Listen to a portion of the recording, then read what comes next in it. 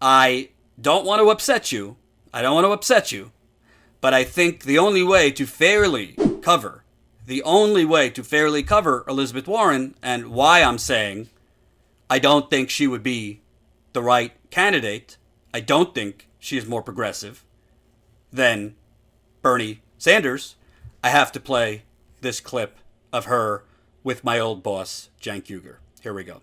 Of course, you know the person most widely considered to be the most progressive senator is Bernie Sanders. Yeah. So a natural question is, why not back him during the 2016 primaries if you two are the closest aligned in policy? So look, I think that our primary, I thought was a good thing. And I thought it was good that Bernie was out there, that Hillary was out there. They were giving two different visions. They were out there through all the states. I thought it put both energy on our side. I'll tell you something else I thought it did. It made me proud to be a Democrat. You know, while the Republicans were doing their clown car thing, you know, with who was going to be voted off the island, and then of course ended up with a reality star as their standard bearer. I was proud of what Democrats were out there talking about. I thought it was the right thing to do. And in the end, when it was time, I went out there and fought once it was resolved to try to get Hillary elected, and I would have done the same for Bernie, no doubt about it.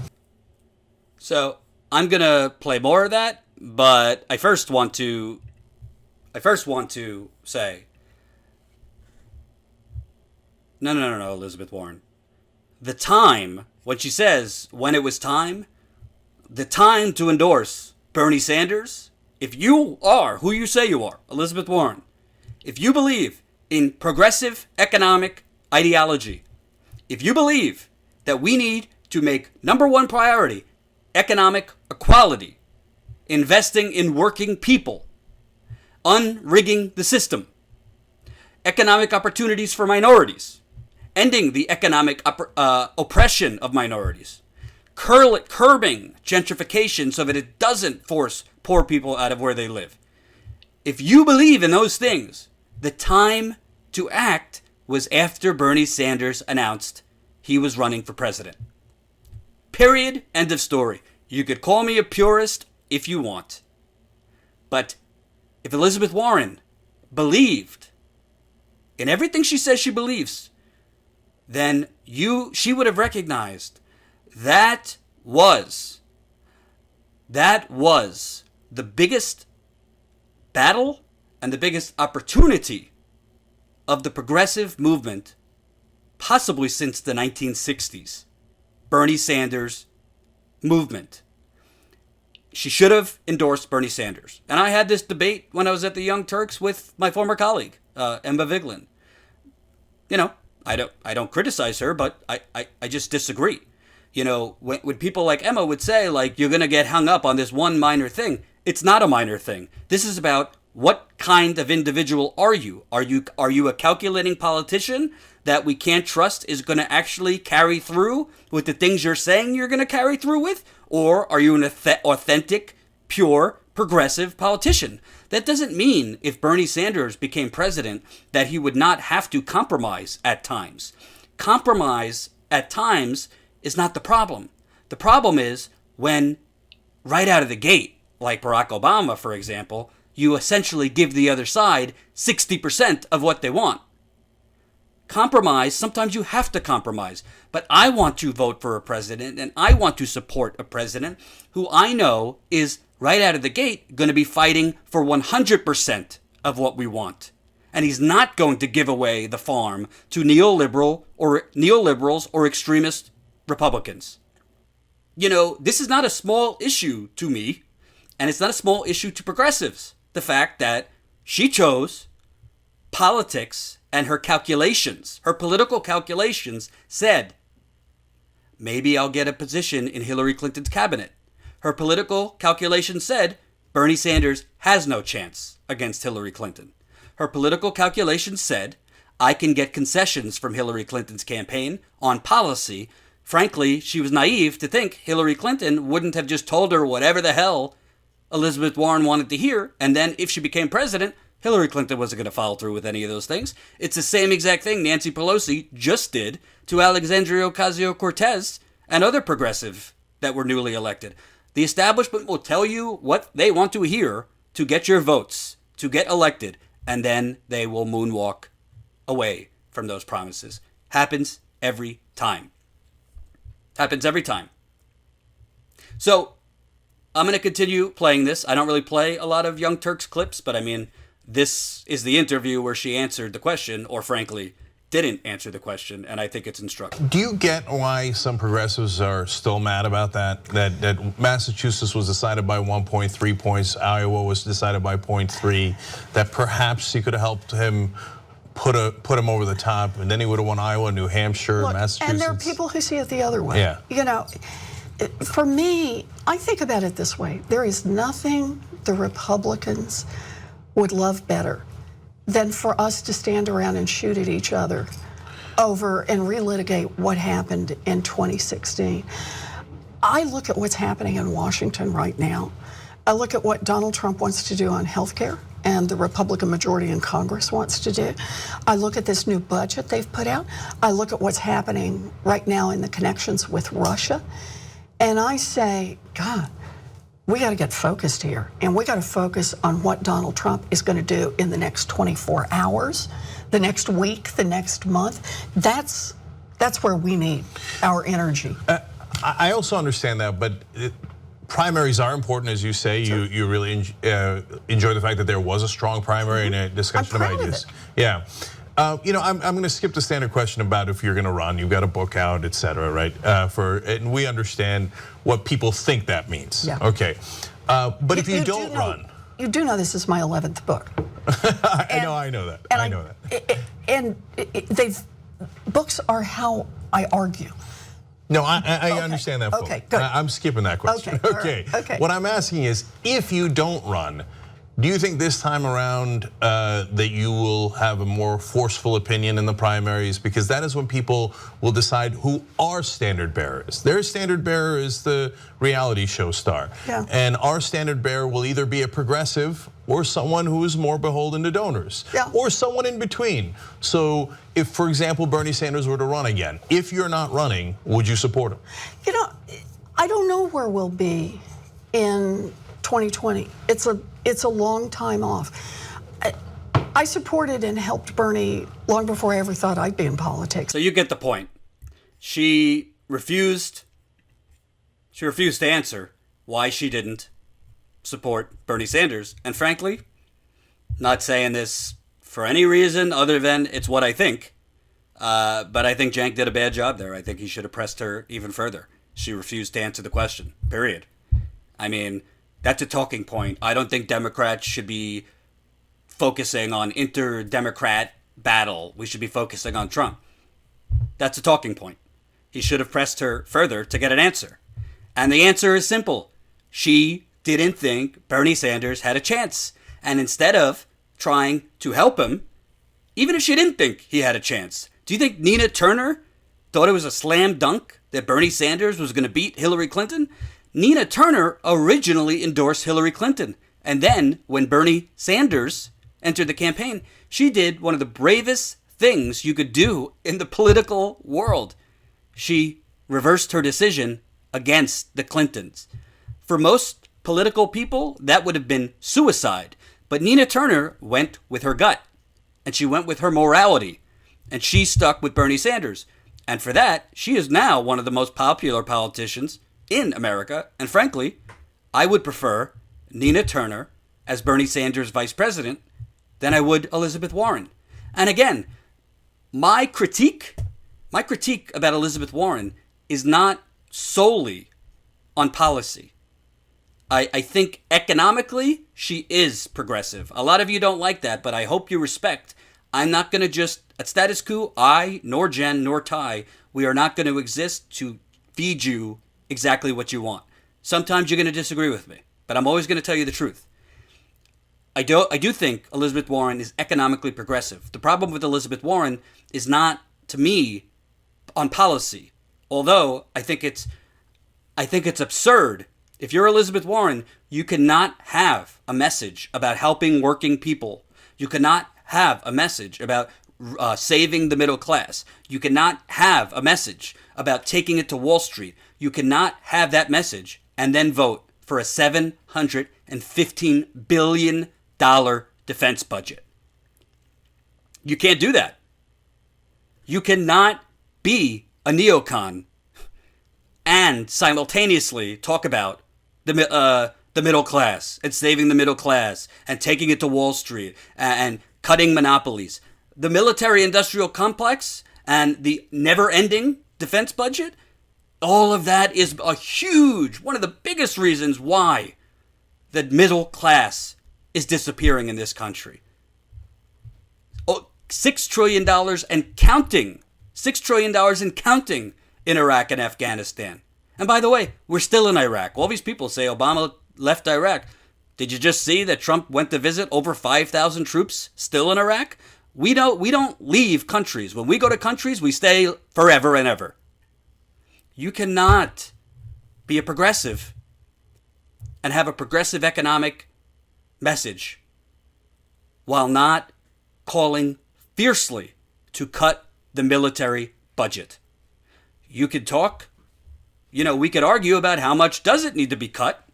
Should it be 10%? Should it be 20%? I think 50% to start. But that's a major policy problem Elizabeth Warren has. That's not a small thing. You cannot have those two things at once. So that is the main policy critique that I have of Elizabeth Warren, and she needs to defend that. She needs to defend that. Because I don't think she has a defense for that. Period. The other thing is, frankly, Elizabeth Warren is not a socialist. Elizabeth Warren is a capitalist. She says, of course I'm a capitalist. I just believe in fair markets. Well, Elizabeth Warren, if you talk to intelligent, non-bought-off economists, capitalism is unsustainable. Capitalism is what's causing this economic inequality. Capitalism is what's causing half the country to live in poverty. Capitalism is why nearly 40% of student loan borrowers are nearing default. Capitalism is why a majority of Americans cannot afford a $400 emergency. So I like her on some things, but she is incomplete in other areas. Now, does she have to copy Bernie Sanders? No. But, the bottom line is, if you're not willing to take on capitalism and the capitalist system that has caused this economic suffering basically for 40 to 50 years in this country, then you can't simultaneously stand up and say, I'm the best progressive candidate. You can't do it. So here's what I think. I think that I don't know many progressives because I've interviewed probably at this point 2,000 people in the last 3 years, the majority of them progressives. I personally don't know a large percentage of progressives that would vote for Elizabeth Warren over Bernie Sanders if given a choice. Again, many of you won't like it. I said this in the beginning of this, and I'll say it again now. If it was Elizabeth Warren versus Donald Trump, I don't think we could be insanely, I did not vote for Hillary Clinton. I think Hillary Clinton was not that much of a lesser evil than Donald Trump personally. The final thing I will say about Elizabeth Warren is something personal to me. Because at the end of the day, like I always say, actions speak louder than words. Actions speak louder than words. At the end of the day, being progressive is not like being a real progressive politician. Forget being a politician. Being a real progressive means you stand up for what is right when it's hard to do. When it's the hardest thing to do. Okay? You should be standing up for what's progressive when it's easy, but especially when it's hard. I will never understand why Elizabeth Warren, and I'm not bringing up the Native American thing, And, she did this DNA test, which I thought was kind of stupid. I don't really care. I don't think it's an issue, so I'm not going to bother with it.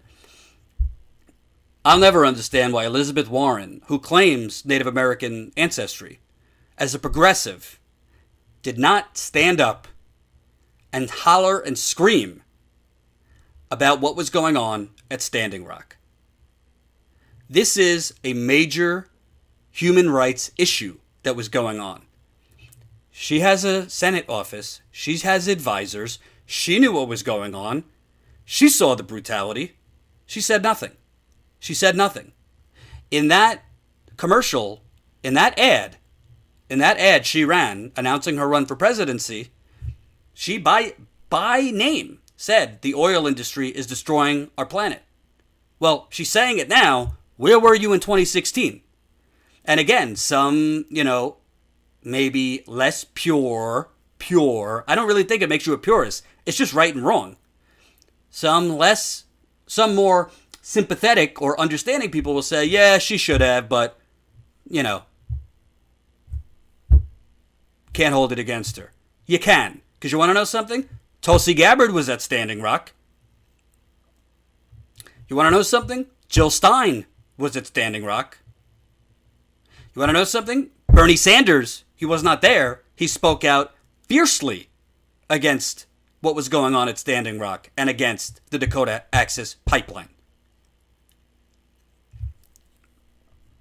So, I've already talked about her voting for this insane defense budget, which that's completely out of state. If you want to tackle income inequality, if you want to tackle, boosting wages for the working class, if you want to tackle increasing opportunity for working people, if you want to stop these jobs from being offshored to China and Mexico, none of that can start until you cut this military budget in half. Period. And I will take on Bernie if he is not proposing to cut it in half. 20%, not enough. Especially since they're raising it. They raised it to $715 billion. It's like, but we never talk about how we're going to pay for that. How are we going to pay for it? We never talk about that. So, thank you, Pop Reality. $2 in the Super Chat. Medicare for all or bust. So, the bottom line is this. Elizabeth Warren did not show up for the biggest progressive fight since the 60s, possibly. And that was Bernie Sanders' campaign. Now, her endorsing him wouldn't have meant he would have won. It would have helped him. I think he would have won Massachusetts if she endorsed him. And secondly, she stood quiet, just like Nancy Pelosi, just like Chuck Schumer, just like the Democratic Party, as Native Americans and environmental activists were getting their heads beat in, were getting grenades fired at them, were getting tear gassed, pepper sprayed, all sorts of inhumane things, because the Democratic Party stayed silent, because the Democratic Party is also bought off by fossil fuel companies and big oil. You cannot square those two things with being a progressive warrior. And that is why I believe actions speak louder than words. That is why I believe she is not the right choice. That is why I believe Bernie Sanders is the right choice. You don't necessarily have to agree with every single thing Bernie Sanders has ever done, but one thing is true. Bernie Sanders has showed up for every fight. How do I know that? Because he's led every fight when not a soul would join him. Bernie Sanders was doing it when Bernie Sanders wasn't trending, when there was no such thing as Feel the Burn, when there was no such thing as burners. He was doing it when it wasn't cool to do it, starting in the 1980s. Thank you, Madatil215, $4.99 in the Super Chat. Critical to not let Trump's opponents be a corporatist, centrist Democrat with a progressive facade. Self-proclaimed progressives must be scrutinized. I couldn't agree more, because you want to know something? The only way to defeat Trump is to have the starkest contrast imaginative to Trump. Frankly, Trump might be able to out-left Elizabeth Warren on military funding and the military if Trump actually follows through on pulling troops from Syria and pulling some troops from Afghanistan while she's voting for a $715 military budget.